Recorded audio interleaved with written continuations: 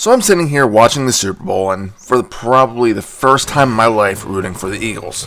See, I'm a Steelers guy, but considering I'm from Pennsylvania and about an hour or so north of Philly, I need to root for the other state team. Plus, I just dislike the Patriots.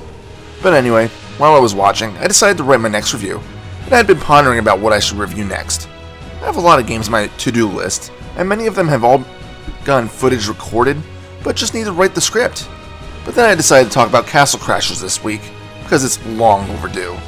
Castle Crashers is a game that has a very simplistic look to it, resembling a Flash game that you might find on Newgrounds. In fact, I thought this game originally started on Newgrounds, but I don't see any information supporting that thought. Probably just something I made up in my head. In the game, you choose one of several warriors. Each has an elemental affinity, which comes into play when casting your magic attacks. Each of these heroes level up independently, so if you're playing with multiple friends, you don't have to worry about over-leveling and laughing at your friends. Unless you want to, of course. Once you pick a character, you are shown jamming out to a few bards, and then a soldier falls in, all bloody. You are then free to move, and a few of the party participants will give you a few pointers. Then you rush out to the next room to find some evil guy lifting up what looks to be some sort of crystal. You then move on, beating up whatever enemies you come into. And you'll be beating up a lot, because there's a pretty good variety of enemies that you'll encounter. So if you haven't figured this out yet, Castle Crashers is a 2D beat 'em up. After you're done with the first stage, you get to choose your stage by utilizing a world map. Once you choose a level, you get to beat down your thugs by using basic and heavy attacks, magical strikes, and items. Your stages have plenty of different landscapes, but are still your normal fantasy environments. You have your desecrated villages, volcanic plains, and a river. But then there's also some more unusual stages, like this one where you're being chased by a big black fuzzy thing while riding a deer. You never know what you're going to run into next, because the game definitely tries to keep the humor level high. So how does the combat fare? Well, I already mentioned your light and heavy attacks. These are your standard mechanics, but I still need to touch on the magic. Remember how I said that every character has an elemental affinity?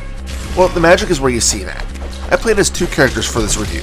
The ice character, which was my main one that I played with Johnny, and then that lightning character I started solo. The electric one has a short-range blast that stacks up some damage, and then a thrown ball of static. The ice character throws down several shards of ice, and also can create a pillar of the cold stuff. Obviously, each of these magical strikes use up your magic points, but those do tend to charge fairly quickly, so you don't really need to skimp on these special blows. One of the things that you probably see is that you have an experience meter underneath your health and magic. As you kill the hostile screen cluttering sprites, you will earn said experience. Once that maxes out, you'll earn a level up, which replenishes a chunk of your HP, and also gives you 2 stat points that you can allot to one of 4 stats, which are strength, magic, defense, and speed. You'll see that there's some dividing marks in the magic bar here. Once you reach these, your magical power strengthens, and many spells will be given a much larger range. Although you might think that you should immediately increase and max out your magic bar, it may not be the best option, because it'll make your character fairly weak in all other aspects. You don't necessarily want a squishy character. You may have also noticed that many of your enemies are dropping cash. Well, obviously, there's a use for that. You'll encounter some shops where various weapons, items, and pets may be procured. That's right, pets. You can carry one at a time, and each gives different perks, such as grabbing health power-ups and bringing them to you, or randomly stunning at your enemies. Truthfully, I never really noticed too many of them, but I did tend to enjoy the one that shat out a coin every once in a while. Every little bit helps, right? One strange thing that I didn't understand is this, though. In this area, you can switch around your weapons. When I was playing with Johnny, I tried to switch swords, but it wouldn't let me.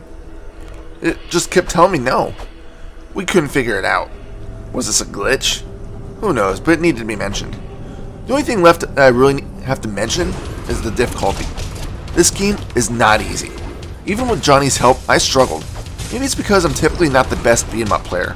There were times where I was playing that I felt like too much shit was happening on the screen, and I couldn't follow what was going on. At least Johnny seemed to be able to handle his shit, though. Otherwise, I don't think I would have gotten this far. At least there's infinite lives. If you do happen to fall, or your entire party for that matter, you just go back to the map. Any XP and gold that you earned remain. There's no real penalty, since you have infinite lives. The only downside to dying in a level is having to start that level from scratch, and this can be a burden since some stages, like the lava field one, is just plain nightmarish.